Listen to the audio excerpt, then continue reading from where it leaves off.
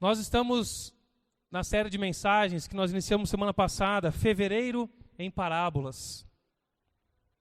Aprender com Jesus é maravilhoso, né? Ele é paciente, ele é sábio, mas ele é firme também. E como eu já expliquei semana passada, quem não não ouviu a mensagem, ela está disponível no Spotify e no YouTube. Ouça a mensagem, entre no ritmo junto com a igreja, toda aquilo que nós temos, que Deus tem trazido para nós em sua palavra. E aprender com Jesus é maravilhoso. E estudar uma parábola, ao estudar uma parábola, nós precisamos entender o que está acontecendo no contexto. Uma parábola, ela não surge do nada. Ela é uma continuação direta de algum ensino de Jesus, de alguma circunstância que está se passando naquele momento.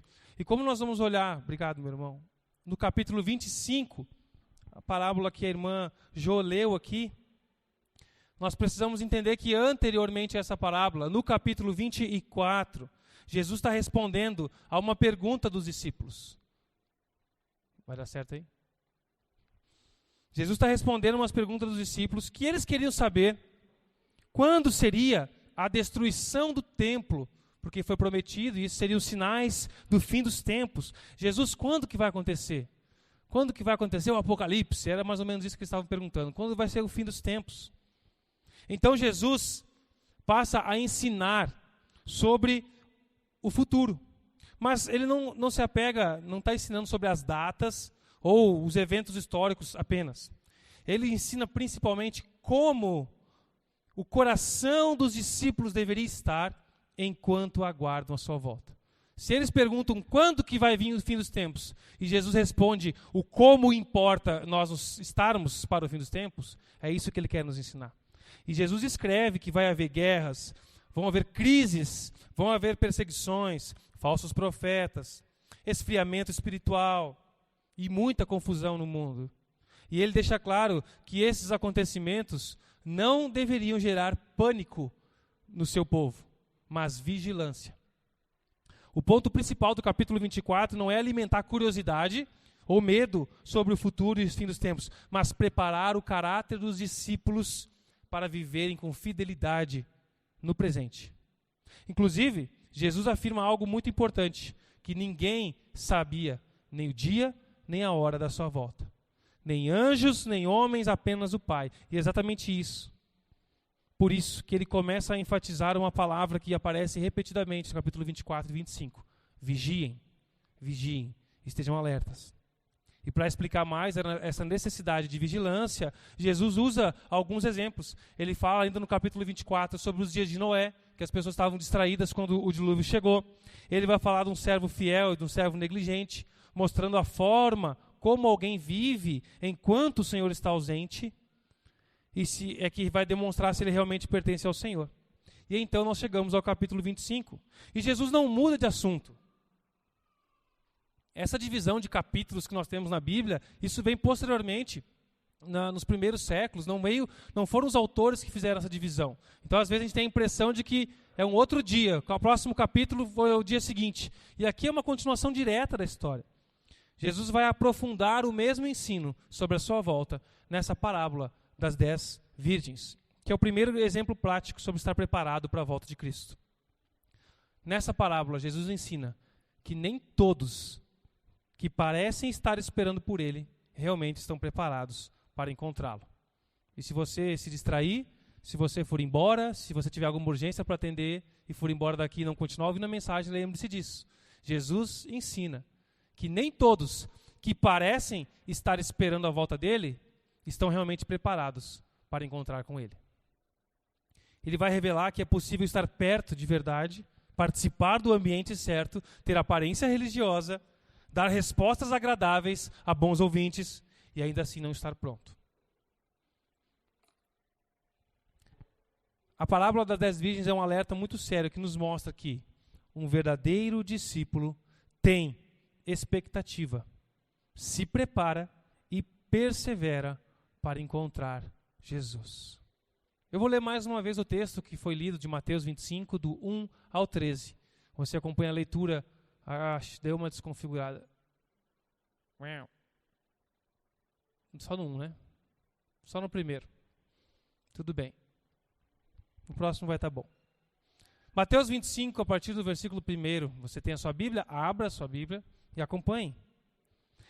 Então o reino dos céus será como 10 virgens que pegaram suas lamparinas e saíram para encontrar-se com o noivo.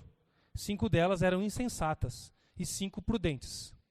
As 5 insensatas não levaram óleo suficiente para as lamparinas, mas as outras 5 tiveram bom senso de levar óleo reserva. Como o noivo demorou a chegar, todas ficaram sonolentas e adormeceram. À meia-noite, foram acordadas pelo grito: "Vejam, o noivo está chegando, saiam para recebê-lo."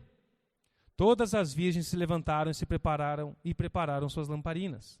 Então, as 5 insensatas pediram às outras: "Por favor, nos dê um pouco de óleo, pois as nossas lamparinas estão se apagando." As outras, porém, responderam: "Não temos o suficiente para todas. Vão e comprem o óleo para vocês." Quando foram comprar óleo, o noivo chegou. Então, as 5 noivas que estavam preparadas entraram com ele no banquete de casamento, e a porta foi trancada.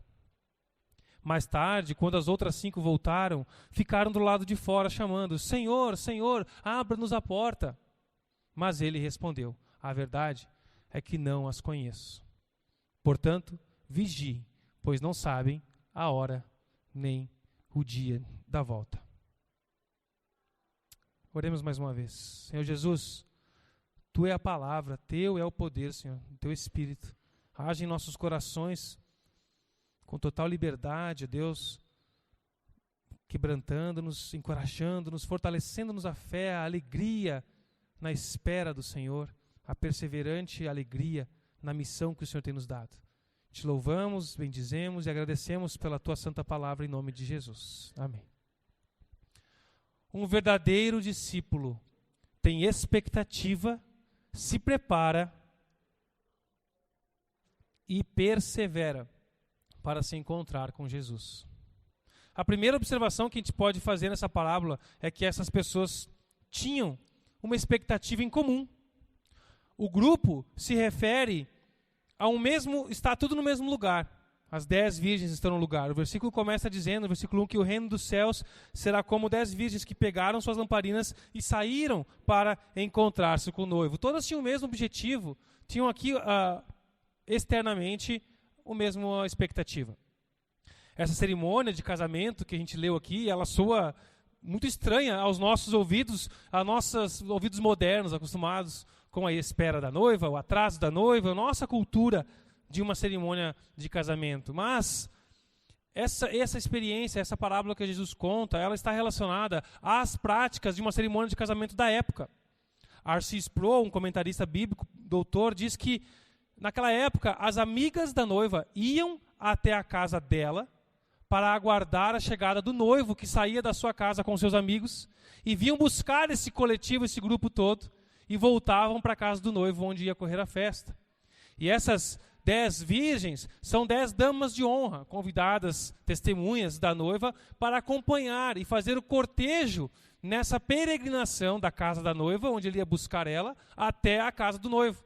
Então tinha todo um enredo aí. O noivo e seus amigos iam até lá, batiam na porta, encontravam, recebiam ela, e as moças, damas de honra, acendiam suas lâmpadas, iam iluminando o caminho. Isso acontecia no fim da tarde, e era uma procissão que eles faziam até a casa do noivo, onde ia continuar a celebração.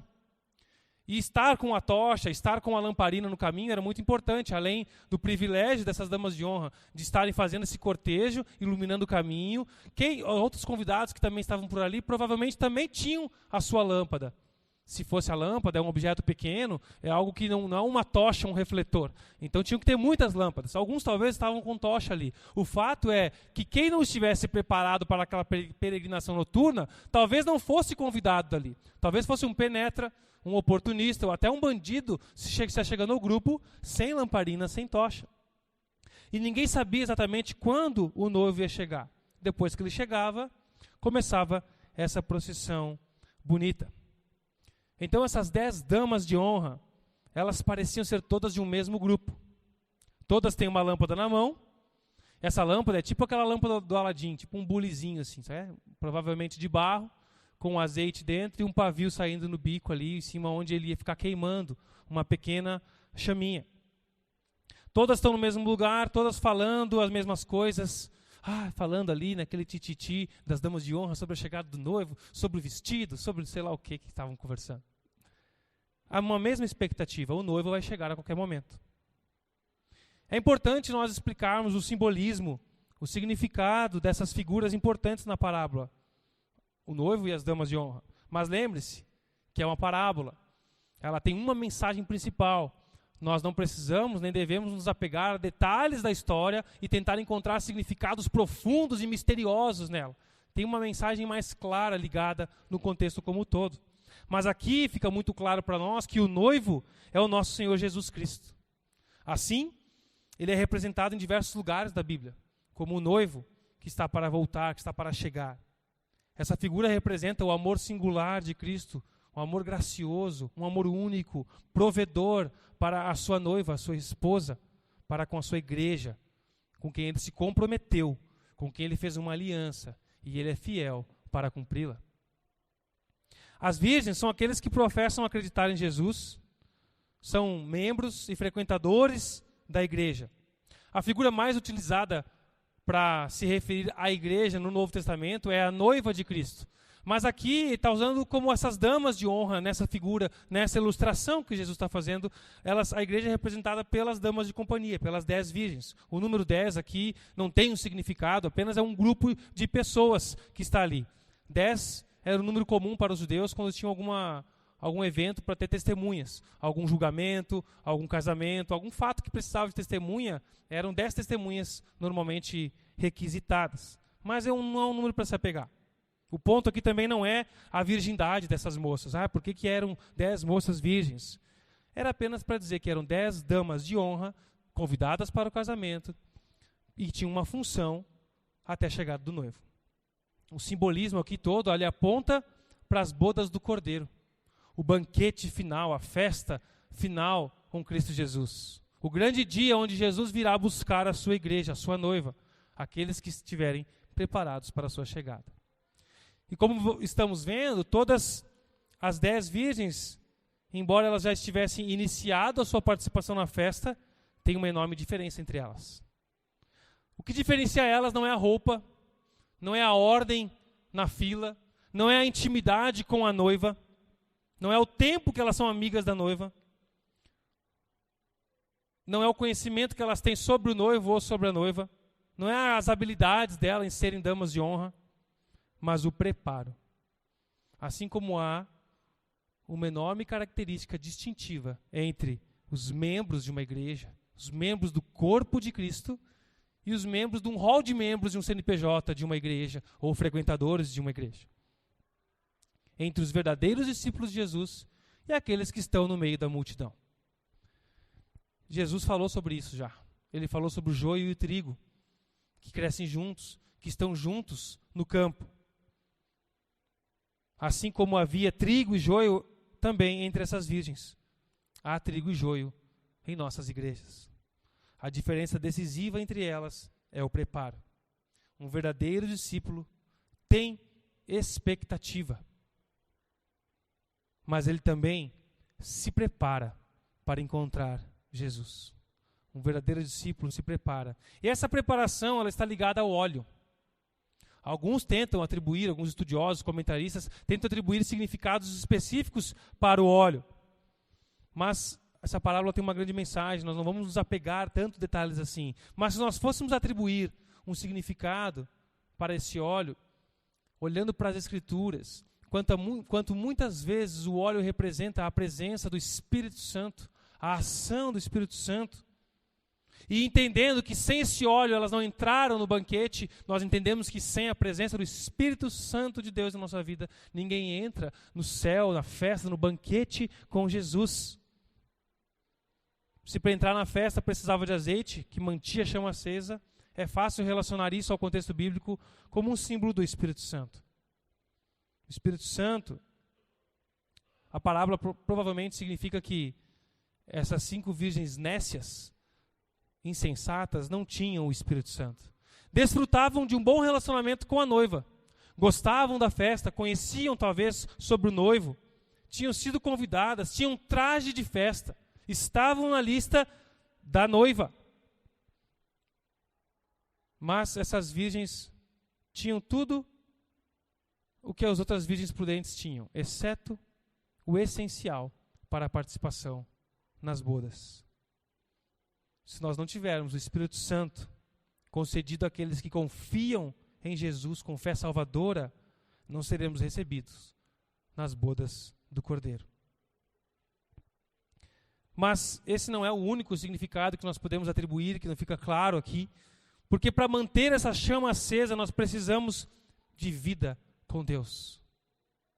O óleo que mantém a chama acesa, e a gente às vezes chama a chama do próprio Espírito, nos nossos simbolismos, irmãos, não são significados pétreos, são símbolos para a gente tentar entender, figuras que a Bíblia usa.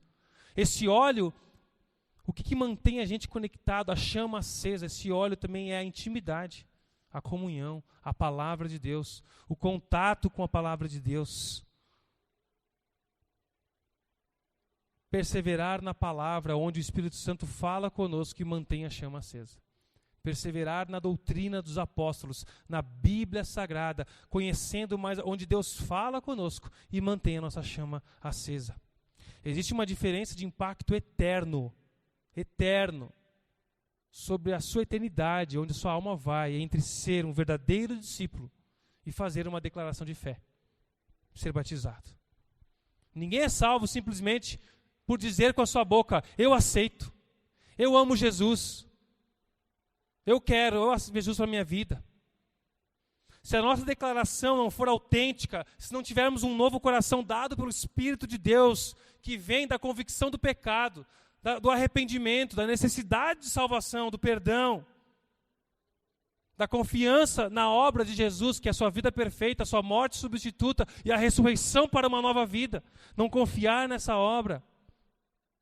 Se a nossa vida não evidenciar isso, se não tivermos frutos de um novo coração, que é o preparo, em comunhão com Ele, nós não entraremos na festa do noivo. Jesus estava claramente falando sobre a diferença entre cristãos nominais, no fim dos tempos, sobre cristãos nominais e aqueles que são cristãos genuínos, verdadeiros. Ele não está falando sobre comportamento externo, mas sobre uma vida espiritual verdadeira. Ele não está falando sobre o que você toma, sobre o que você bebe, sobre o que você come. Está falando sobre uma vida espiritual verdadeira. Porque fé não se resume a pertencer a um grupo visível, distinto, que tem um linguajar diferenciado, que em vez de dizer, oba, que legal, fala glória a Deus. Não é isso que resume. Mas alguém que é transformado pelo Espírito de Deus. Vamos observar essas insensatas. Primeiro que a escolha dos tradutores brasileiros, portugueses, aqui para a nossa linguagem, ela foi motivada, pelo menos em parte, como diz Sproul, por delicadeza, já que uma clara possibilidade para a tradução aqui da palavra grega seria estúpida. Muitas vezes a palavra original aqui é traduzida por estúpida. Então as virgens estúpidas aqui, já que eu não sou tão gentil quanto a tradução, eram pessoas estúpidas. Pessoas que tinham olhos só para fazer a foto. Não para um vídeo. Não para caminhar. Não para a vida toda. Estavam no lugar certo. Até fazendo aparentemente as coisas certas. Se perguntasse, ele tinha a declaração de fé correta, mas não tinha no seu interior a presença de Deus pelo Espírito Santo. Pessoas que reagem pelos estímulos externos, empolgados com o que veem, com o que ouvem, se emocionam, mas não deixam isso descer para o coração, a ponto de preparar momentos para a luta, para os processos de transformação na caminhada com Cristo. Pessoas que não têm a perspectiva do que há de vir na eternidade. Ou não acreditam de fato naquilo que falam. Porque falam que acreditam no fim dos tempos, no julgamento de Cristo, no perdão de Cristo, no céu e no inferno, mas vivem como se o mundo acabasse no caixão e tudo que importa é o que você tem aqui e faz aqui. Se preocupam em impressionar, ouvir elogios daqueles que estão à sua volta, mas não estão preocupados em serem aprovados pelo Senhor Jesus Cristo. Ah, se eu for em alguns cultos, já é melhor que muitos que nem vão. Ah, mas eu vou na igreja de vez em quando. Tem gente que mata, rouba, faz tanta coisa aí. Gente malvada, e tem mesmo. Graças a Deus, porque a mão dele retém e freia a maldade em mim e em você. Ah, mas eu faço uma coisa de vez em quando, eu até oro todo dia. De vez em quando eu leio a Bíblia, não dá para ler todo dia, né, porque é corrido o dia. Eu falo para o meu filho que nós temos que ir para a igreja. Você fala, mas não faz provisão para o futuro espiritual. Não se preocupa com o futuro espiritual. Se você ouve uma teoria de conspiração, você acha que é o fim do mundo vai acontecer, você começa a estocar feijão em garrafa PET, botar alho e algodão com álcool. Você começa a estocar tudo, trancar, encher armários e se preparar e vai no primeiro rumor lá e abastece o carro e compra uns galões de gasolina porque você tem medo do que vai acontecer no futuro terreno, mas não está preocupado com o futuro da sua alma. Não se preocupa com o futuro espiritual. Já as sensatas, elas estavam preparadas para a situação. A luz de pessoas sensatas, nesse texto, elas brilham diante das pessoas em forma de boas obras. E não somente isso, havia segurança para manter essa chama acesa. Havia nelas um novo coração, a convicção, o noivo vai vir, eu tenho que estar preparado. Não sei quando, mas eu preciso de óleo para manter essa chama acesa. Eu vou levar. Elas tomam atitudes pensando naquilo que vai acontecer no futuro com as suas almas. As escolhas delas se baseiam pensando na eternidade e não somente na sua agenda da semana. O versículo 8 diz que as insensatas dizem: as nossas lamparinas estão se apagando. É interessante pensar que existem muitos cristãos que ainda não se apagaram as suas lâmpadas. Não perderam toda a sua vida espiritual. Ainda não se rebelaram. Não chutaram o balde. Não têm coragem de dizer: eu não quero mais saber de igreja. Porque é duro, é difícil. Tem muita gente que não tem coragem de dizer: cara, eu me enganei. Eu não acredito mais nisso. Eu não quero saber de igreja. Me larga do meu pé, pastor. Mas elas não dizem isso. Elas vão se enrolando, se encebando, para lá e para cá.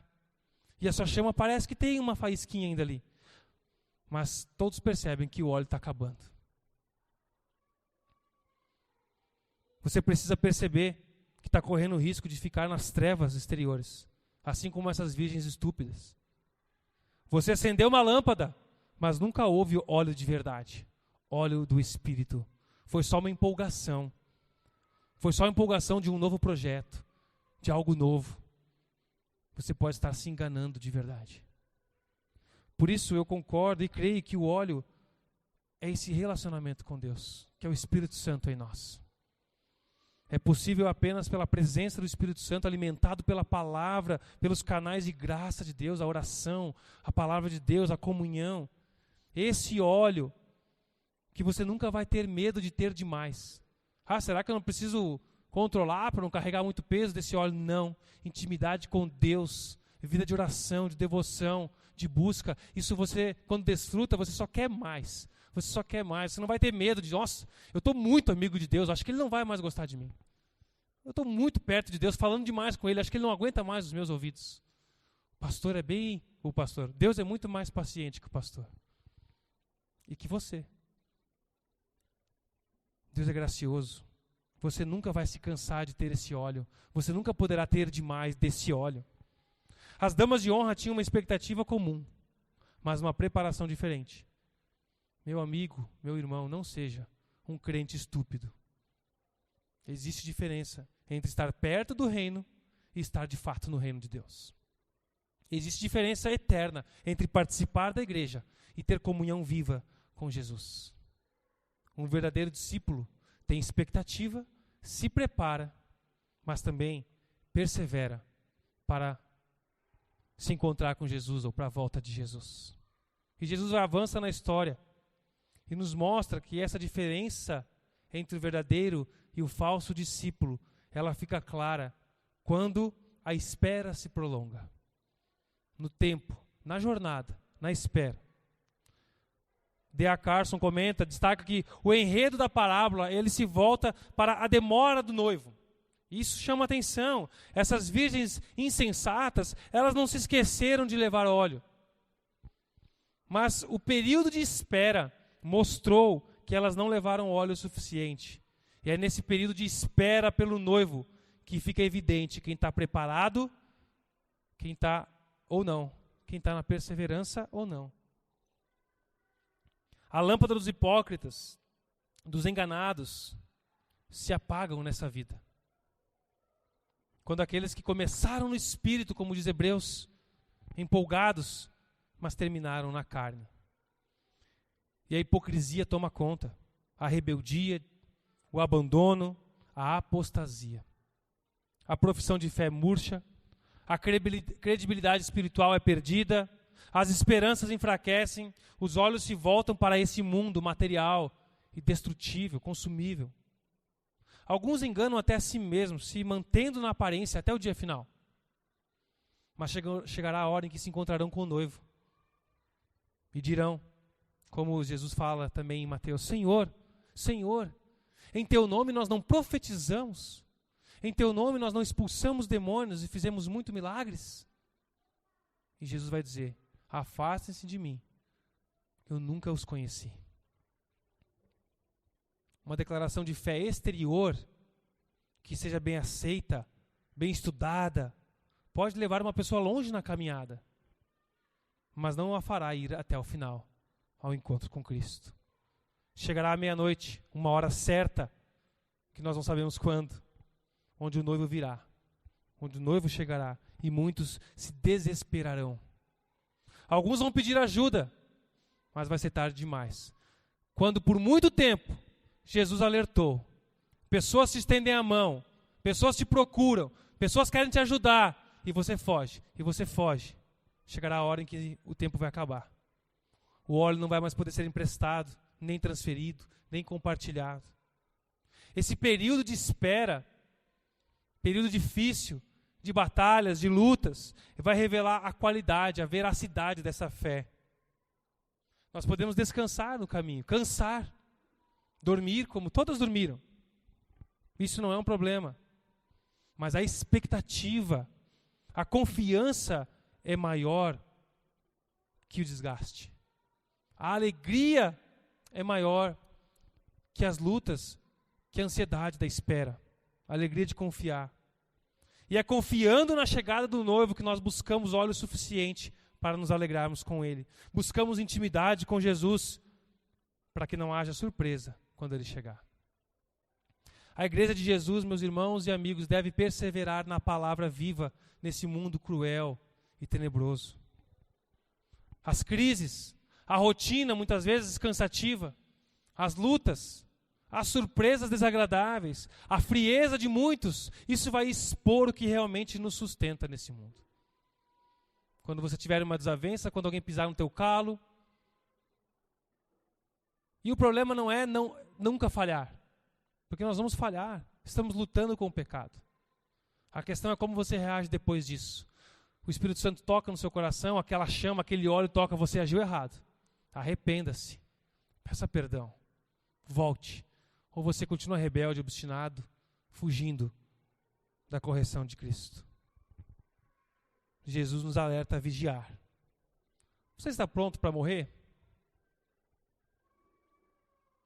Você está pronto para morrer? Agora?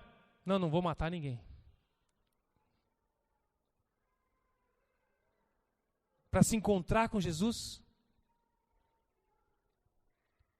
Ou você tem medo de morrer? Não acredita na eternidade? Não confia na graça, no amor, no perdão de Cristo Jesus? Tem coisas para resolver ainda? Devemos nos dedicar a essa questão da morte, com toda a seriedade, renovando o nosso arrependimento aos pés de Cristo Jesus, o nosso compromisso com Ele, com a missão dEle, com a igreja dEle, a nossa gratidão por sua graça, por seu amor. Essas atitudes de arrependimento, de busca, de serviço, de entrega, não são metas para ser salvo. Elas são frutos de um coração alcançado por Deus.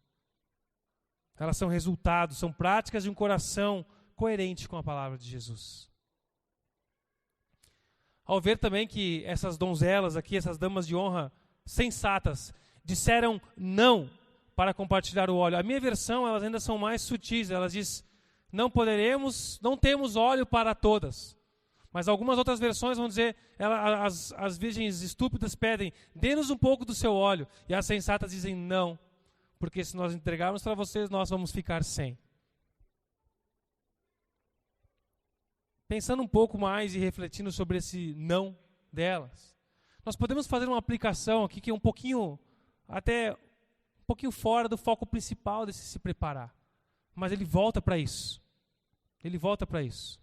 Sobre os nãos que nós precisamos dar na nossa vida para que o nosso óleo seja suficiente.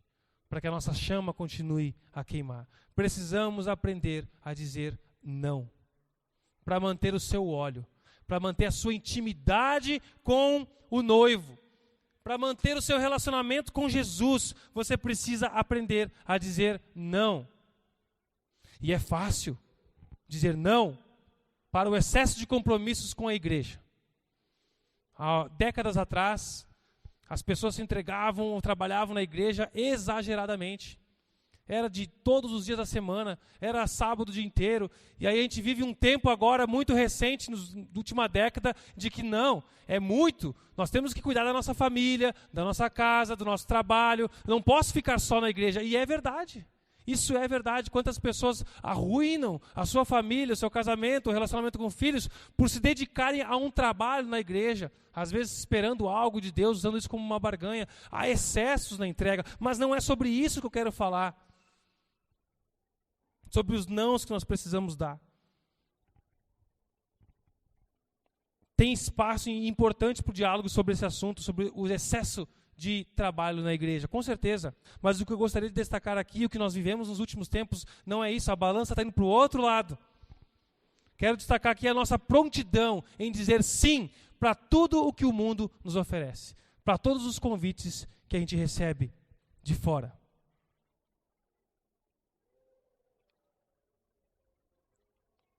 Nós não temos temor, amor por Jesus suficiente e coragem para dizer não para as coisas do mundo. Não para um evento que surgiu de última hora e eu já tinha assumido um compromisso com a igreja, com meu irmão. Não para uma festinha, para um casamento, para algum evento.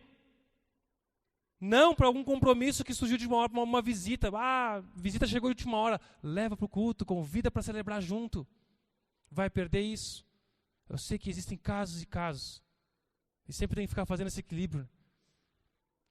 Mas hoje a gente está com a balança muito para o outro lado. Parece que a gente fica esperando alguém mandar uma mensagem, surgir alguma coisa para eu poder dizer sim aqui, dizer não deu.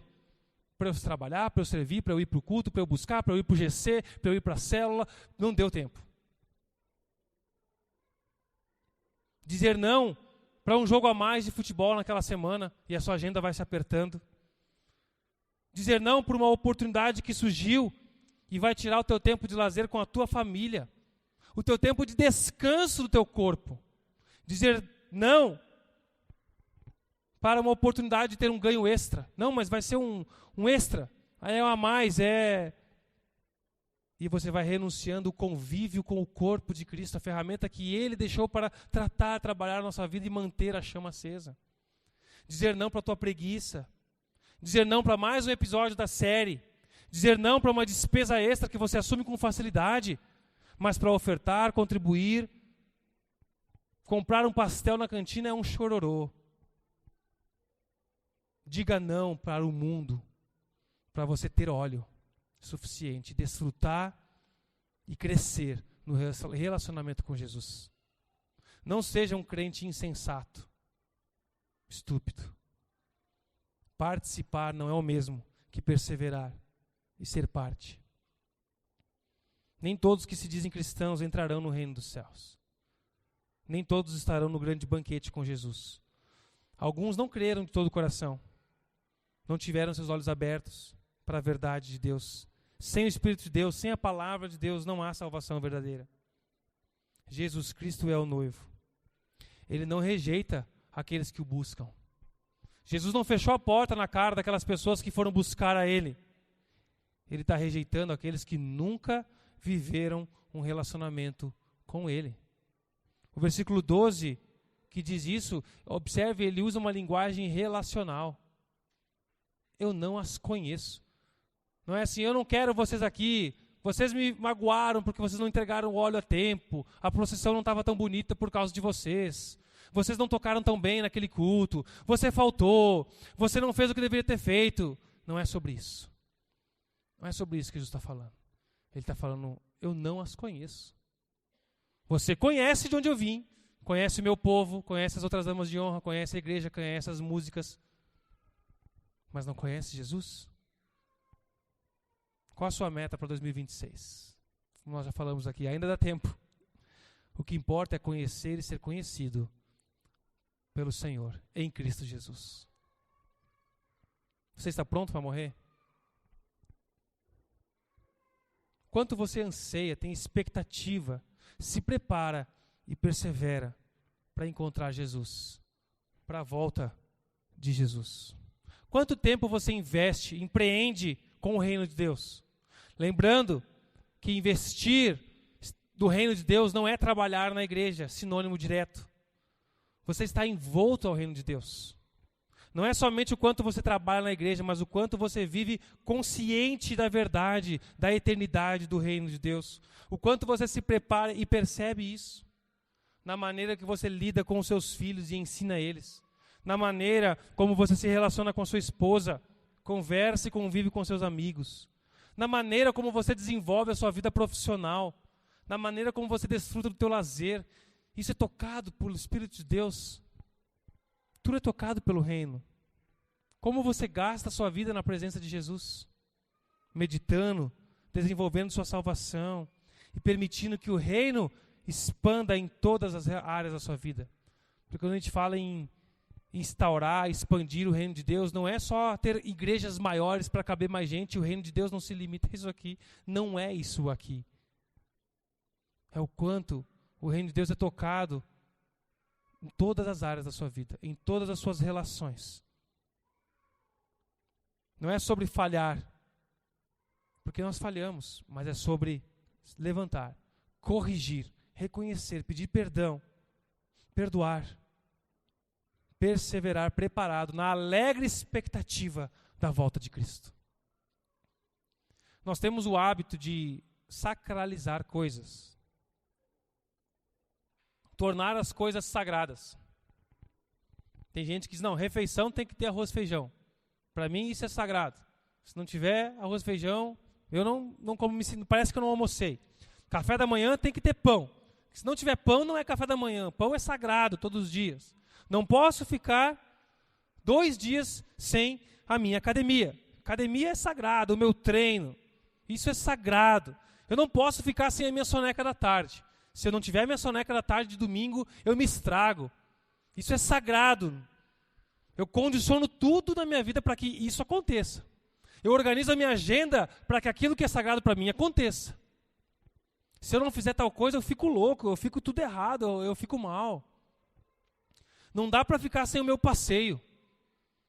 Cada 20 dias, 15 dias, pelo menos, eu tenho que passear um pouquinho, dar uma volta. Eu não posso ficar sem meu futebol, sem a minha série.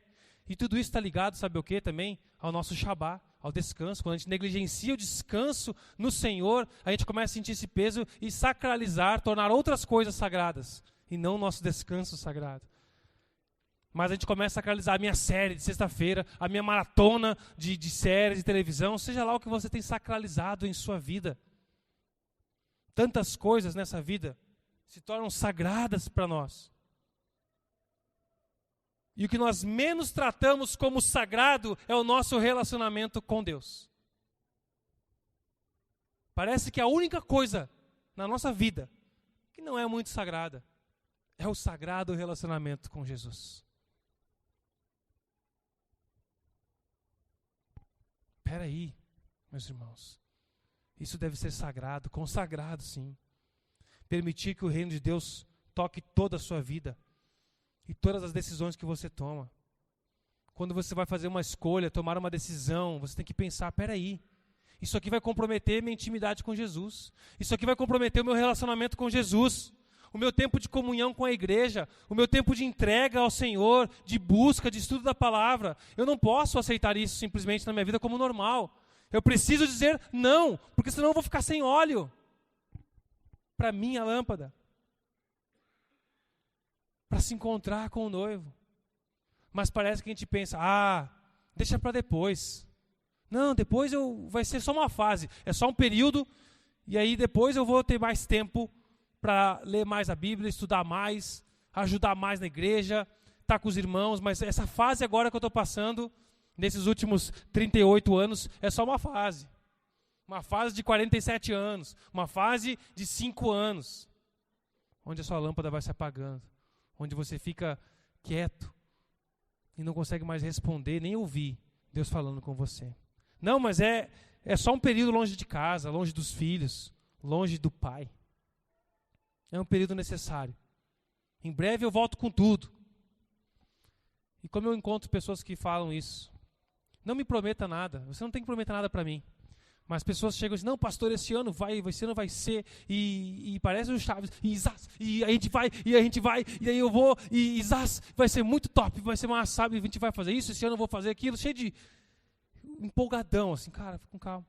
E aí depois não cumpre metade disso, não consegue nem olhar na cara das pessoas, porque fica constrangido. Eu não estou aqui para julgar ninguém, apontar o dedo em ninguém que me prometeu alguma coisa. Não é para mim que você tem que prometer e nem cumprir, é para com Jesus. Porque isso vai nos tornar, quanto mais promessas a gente faz e não cumpre, a gente faz uma promessa e não cumpre, faz uma promessa e não cumpre, parece que mais difícil fica da gente se levantar, da gente olhar na cara e dizer, agora eu vou, porque a gente vai perdendo a integridade da nossa palavra. Por isso não prometa, dê passos práticos em direção à verdade, a Jesus. A única coisa mais sagrada que existe na nossa vida acaba se tornando banal, que é a intimidade com Cristo. Para quem quer se encontrar com o noivo, para quem quer manter a chama acesa, o óleo é essencial. O óleo é sagrado. O óleo é inegociável. Intimidade com Jesus. Ei! O noivo está chegando. Vai ser um grito assustador. É meia-noite. Alguém está gritando. O noivo está chegando. Alguém vai gritar. Tempo é uma questão de amor. Amor é uma decisão. Quem ama, cuida. Quem ama, zela. Quem ama, arruma tempo. Todos que professam crer no Senhor Jesus Cristo se assemelham em muitos aspectos, mas existe um diferencial essencial. Não é todos que leem a Bíblia, não é todos que vão ao culto, não é todos que estão no hall de membros, não é todos que sabem músicas de hino, sabem músicas modernas, sabem worship, sabem cantar de cor. Tem gente que se batizou, tem gente que prega em nome de Jesus. Mas não são todos que vão tomar parte no banquete com Cristo. Alguns não sábios fazem as escolhas erradas. Mas alguns são sábios e amam a Jesus. E se preparam para encontrá-lo, dedicando a sua vida a Ele. Lá em 2 Timóteo, capítulo 13, versículo 5 diz sobre algumas pessoas assim, insensatas. Pessoas religiosas na aparência, mas rejeitaram o poder capaz de lhes dar a verdadeira devoção. E assim despreparados seguem a vida. E todos vão se encontrar com o juiz. Meu amigo, meu irmão, toda parábola exige uma resposta. E a pergunta dessa parábola não é se você espera a volta de Jesus, mas se você está vivendo para encontrá-lo. Se você poderia encontrá-lo hoje. Um verdadeiro discípulo tem expectativa, se prepara e persevera para se encontrar com Jesus. Se você está despreparado, se você está se sentindo despreparado, o meu conselho, a minha palavra, não deve ser diferente da de Cristo Jesus com essa parábola. Vão atrás de óleo agora. Corram atrás de óleo agora. O tempo se chama hoje, a hora é agora. Arrependa-se e receba o óleo. Jesus oferece a você o óleo da graça, do perdão, do recomeço. Busque, receba, viva em crescimento na intimidade com Ele através dos recursos e ferramentas que Ele te dá por meio dessa igreja e de outras maneiras pessoais. Volte-se hoje para Jesus verdadeiramente para se preparar e perseverar no poder dEle, que atua nos seus filhos, aqueles que creem, que confiam na obra dele. Talvez, se você deixar para domingo que vem, já não dê tempo.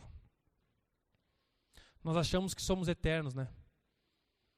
Nós zombamos do relógio, mas somos reféns dele. A parábola termina com esse alerta que ele já deu no capítulo 24 e com o qual eu concluo essa mensagem. Portanto, vigiem, pois não sabem o dia nem a hora.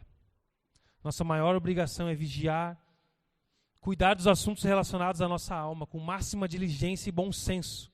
Estejam despertos, estejam vigilantes, vigiem, pois não sabem a hora, nem o dia nem a hora da volta de Cristo Jesus.